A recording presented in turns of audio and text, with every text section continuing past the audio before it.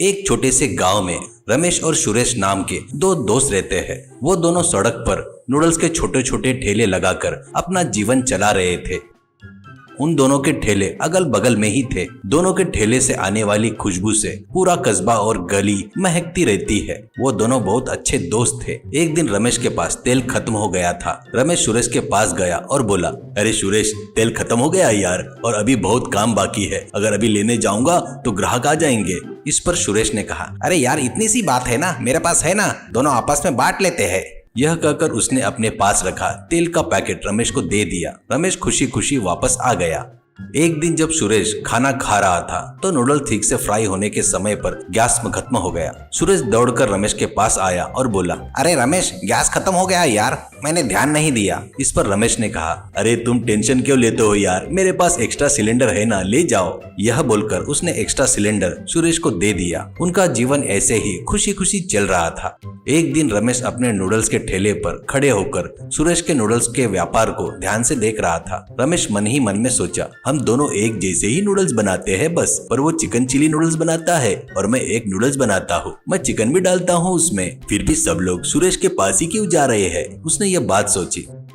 रात में रमेश अपने घर जाकर अपनी पत्नी रूपा से इस बारे में बात करने लगा। रमेश ने रूपा से पूछा, रूपा, मेरे बनाए चिकन नूडल्स स्वादिष्ट होते हैं ना? इस पर रूपा ने कहा, ये क्या, आज आप नई बात पूछ रहे हो? आपके नूडल्स बहुत अच्छे होते हैं। रमेश, ये तो ठीक है रूपा, पर सारे ग्राहक तो सुरेश के ठेले पर जाते हैं, हम दोनों तो एक जैसे ही बनाते हैं ना। रूपा, हर किसी को अलग अलग स्वाद पसंद आता है। मैंने आप दोनों के नूडल्स खाए हैं। सुरेश भैया भी अच्छा बनाते हैं और आप भी अच्छा बनाते हो। जिनको आपका स्वाद पसंद आएगा वो आपके पास आएंगे। आप इस बारे में ज्यादा मत सोचिए। लेकिन मन ही मन में सुरेश कुछ तो और भी ज्यादा सोच रहा था। अगले दिन रमेश सुरेश के पास गया और बोला, रमेश, अरे सुरेश, अपना सिगरेट तो बताओ, तेरे पास इतने लोग क्यों आते हैं? सुरेश, अरे कुछ नहीं रमेश, वो मुझे चिकन नूडल्स मांगते हैं तो मैं उन्हें एक्स्ट्रा 2 पीस डाल देता हूँ, वो बहुत खुश होकर लेते हैं, बस यही बात है। ऐसा कहता है रमेश। ओहो, ये है क्या तेरा सीक्रेट? मैं तो कुछ और ही सोच रहा था यार। ऐसा कहता है सुरेश। अरे यार, इसके अलावा और कुछ नहीं है यार, तू भी ट्राई करके देख सकता है ना। उस रात रमेश ने अपनी पत्नी से कहा, रमेश, रूपा, मुझे सिगरेट पता चल गया, वो 2 पीस एक्स्ट्रा डालता है बस, और कुछ नहीं। ऐसा कहता है रूपा। ऐसी कोई बात नहीं है जी, जिन्हें आपका स्वाद पसंद आता है वो आपके पास ही आएंगे। लेकिन रमेश ने उसकी बात नहीं सुनी। अगले दिन रमेश ने अपने ठेले पर 1+1 नूडल्स का ऑफर बोर्ड लगा दिया। इससे सारे लोग रमेश के ठेले पर लाइन लगाने लगे। कुछ दिन बीत गए। सुरेश का ठेला भी चल रहा था, पर रमेश के पास ज्यादा व्यापार हो रहा था।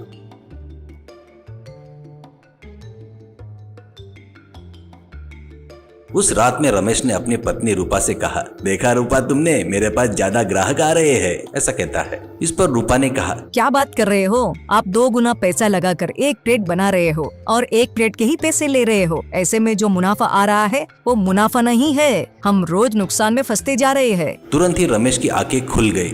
रमेश शांत होकर अपने ठेले पर गया और 1+1 का बोर्ड हटा दिया। सुरेश तुरंत रमेश के पास आया और बोला, अरे रमेश, तूने ऐसा क्यों किया? अच्छा तो चल रहा था, तूने बोर्ड क्यों हटा दिया? ऐसा कहता है रमेश। कोई बात नहीं यार, मैं कुछ नया करूंगा, यह 1+1 वाला नहीं चाहिए, कुछ नया सोचूंगा। सुरेश ने हंसते हुए कहा, ठीक है यार, अगर कोई मदद चाहिए तो मांग लेना। ऐसा कहता है। उस दिन रमेश ने ठेला नहीं खोला। वह बहुत सोचने लगा। उसके दिमाग में एक नया आइडिया आया। रमेश ने नूडल के साथ बिरयानी बनाना शुरू कर दिया। उस खुशबू से लोगों की भीड़ जमने लगी। रमेश ने बोर्ड पर noodles biryani recipe, chicken noodles biryani, एक नूडल्स बिरयानी भी है और बिरयानी विद नूडल्स और नूडल्स बिरयानी जैसे 4-5 अलग अलग नाम लिखकर बोर्ड लगा दिया। लोगों की भीड़ लगने लगी। एक महिला ने रमेश से पूछा, रमेश भैया, क्या यह नूडल्स बिरयानी है? रमेश, हाँ चाची, पहला दिन है, सबको टेस्ट कराऊंगा और फ्री में भी दूंगा, खाइए। सबने खाया और सबको बहुत पसंद आया। उसके बाद रमेश का व्यापार खूब चलने लगा। इससे सुरेश को थोड़ी सी जलन हुई। सुरेश रमेश के पास आया और कहा, अरे रमेश, अपना सीक्रेट तो बता, मैं भी बनाऊंगा। रमेश, मैंने नूडल्स को बिरयानी की तरह बनाया है यार। ऐसा कहा। सुरेश ने भी नूडल्स से बिरयानी बनाना शुरू कर दिया। लेकिन सुरेश के हाथ की बनी बिरयानी किसी को पसंद नहीं आई। इससे सुरेश बहुत दुखी हुआ।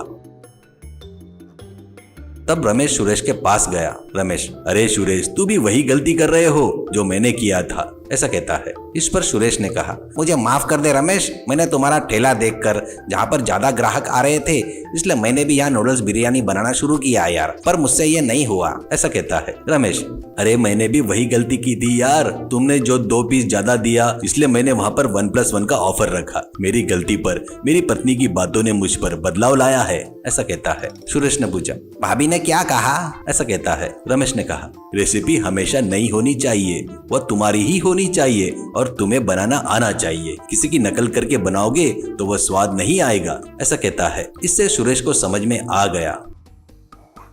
अगले दिन से सुरेश नूडल्स बेच रहा था और रमेश नूडल्स बिरयानी बेच रहा था। फिर से उन दोनों की दोस्ती खिल उठी, वो खुशी खुशी जीने लगे।